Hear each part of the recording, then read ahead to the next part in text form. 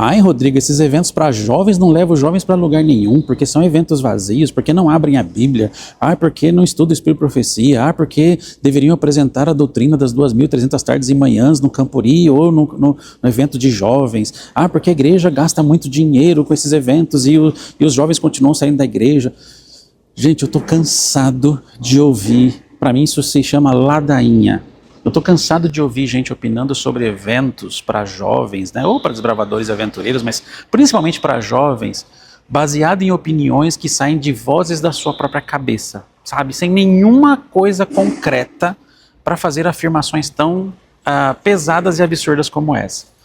Você sabe que eu chego a pensar que muitas vezes esse tipo de opinião é aquela mesma opinião lá do texto de João, capítulo 12, versículo 3 a 5, que era lá de Maria, né? Maria pegou um frasco de perfume muito caro e tal, e o texto, vou colocar aqui na tela para vocês, o texto fala que era um perfume de nardo puro, e ela derramou esse perfume, o texto diz, derramou esse perfume caríssimo nos pés de Jesus, e aí a casa inteira ficou perfumada. Então você vê que foi realmente exagerado, né?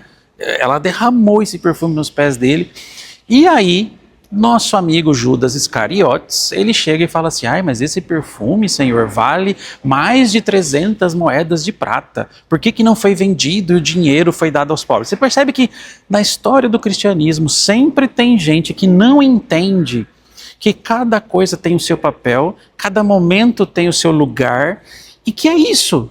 Ali não era o momento de usar o dinheiro para fazer outra coisa melhor. Ali era o momento de Maria adorar Jesus. E está tudo certo. Não era sobre sermão, Maria não estava ali doando aos pobres, realmente Maria estava jogando aos pés de Jesus algo que provavelmente ela gastou muito dinheiro, talvez todas as suas economias, porque Maria queria só dar um presente para Jesus, e está tudo bem. E qual é o problema? Agora, veja, sempre existem Judas Iscariotes tentando justificar por que não é feito assim? Por que esse perfume, em vez de ser comprado, não foi dado dinheiro para fazer outra coisa? Então, quando se fala de eventos, e aqui vou focar agora em nichar, né, nos eventos da Igreja Adventista e principalmente do Ministério Jovem, muita gente quer fazer cálculos com algo que não faz sentido, querendo que um evento de 3, 4 dias resolva um problema que não é resolvido ao longo de 12 meses lá na igreja local. Evento não resolve problemas.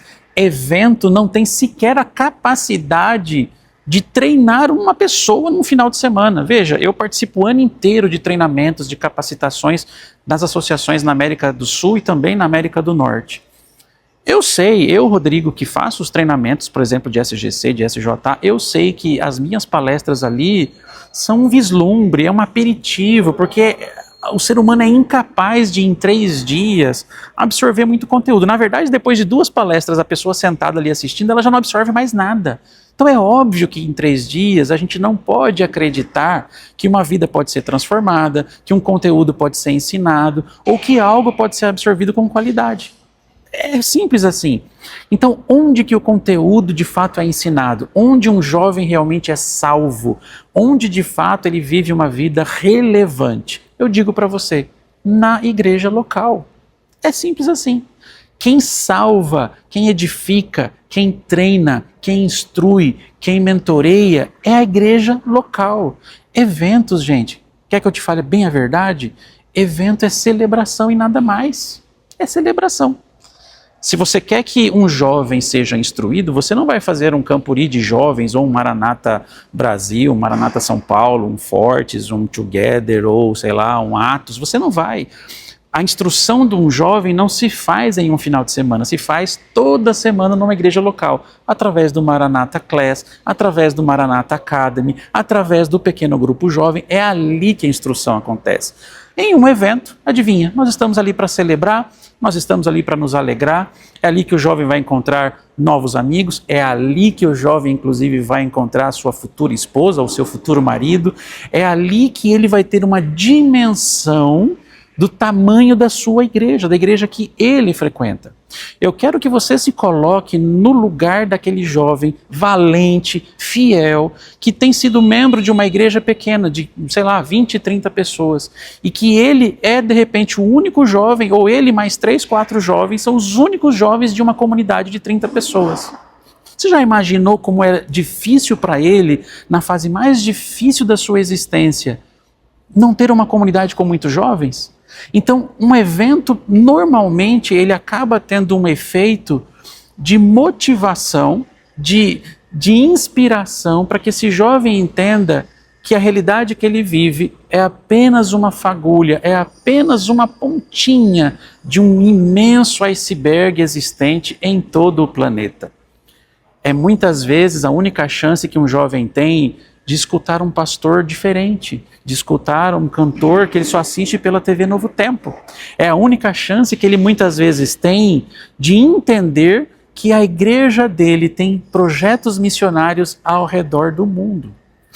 Eu quero terminar esse vídeo dizendo para você de um texto do Ciência do Bom Viver, página 549, em que Ellen White fala sobre a importância da igreja local. E para mim, eu tenho falado muito desse assunto aqui nas minhas redes sociais.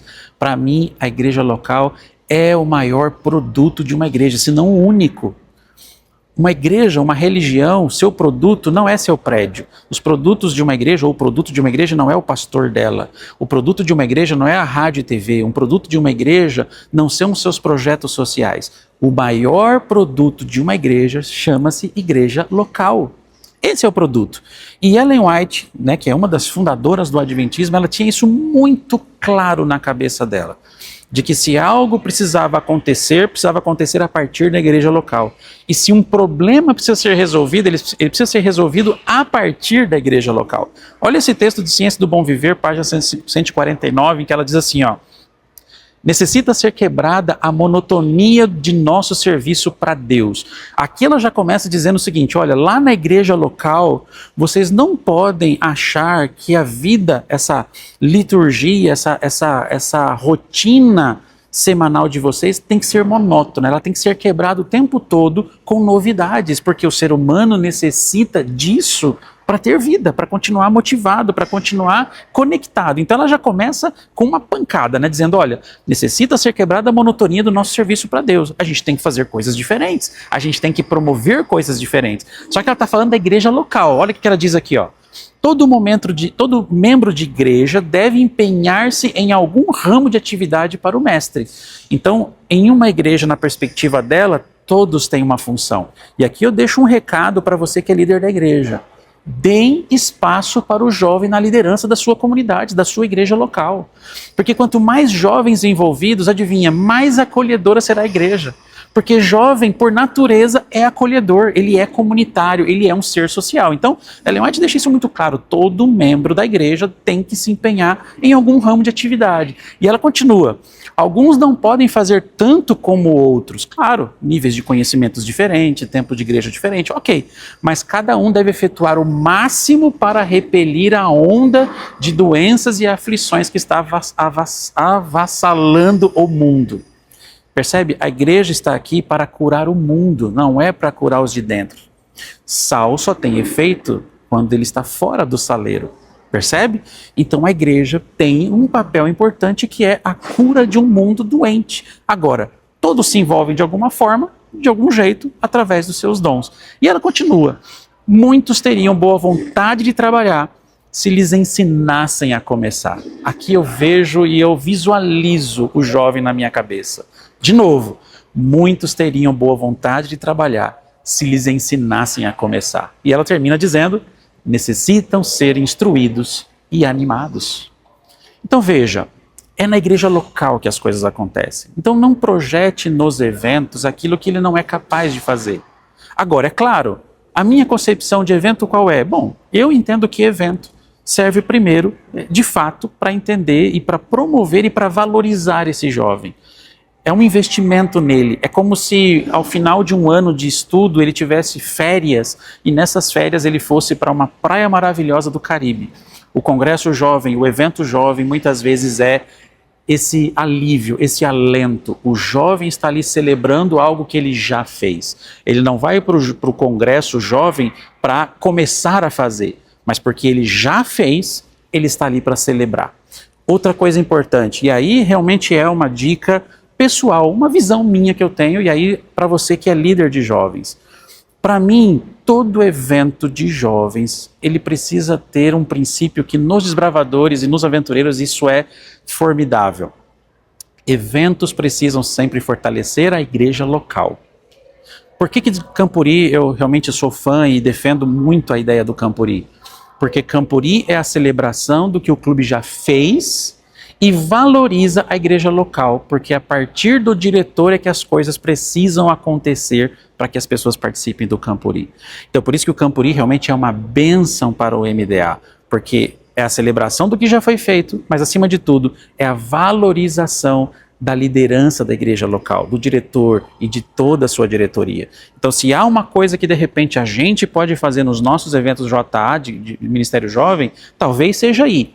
A gente aprender a valorizar ainda mais a estrutura da igreja local. Como?